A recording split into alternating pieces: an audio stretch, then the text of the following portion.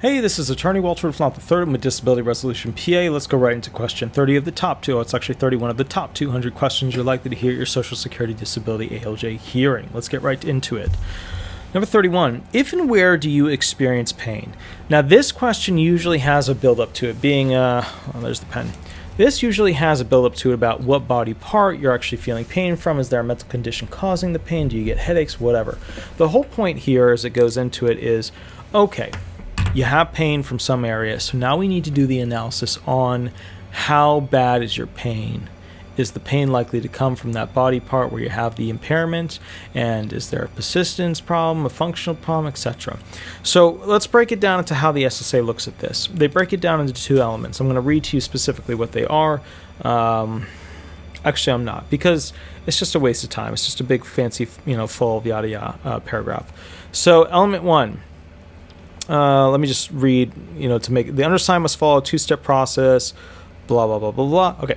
First, must first be determined whether there is an underlying medically determinable physical or mental impairment that can be shown by medically acceptable clinical or laboratory diagnostic techniques that could reasonably be expected to produce the claimant's pain or other symptoms. Do you have an impairment that's likely to cause pain? Second, Second, is the pain's intensity, persistence, and limiting effects of the claimant's symptoms, limiting effects on their functional abilities at work, likely to be caused by these impairments, right? Are you telling the truth about how your pain is?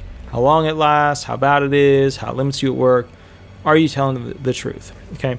So that's what they're looking at when they look at pain specifically for an individual when it comes to applying for disability benefits. So when you hear the question, if and where do you experience pain, it'll usually be framed more like this. Do you experience pain in your leg? Do you experience pain in your hips?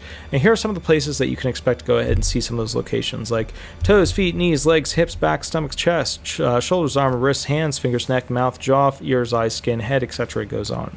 These are the locations that you're probably going to have spoken about before going into the pain of that particular thing. So in that case, they'll be like, okay, well, do you have any pain in your hips? Do you have any pain in your arm? Do you have any pain in your head? Etc.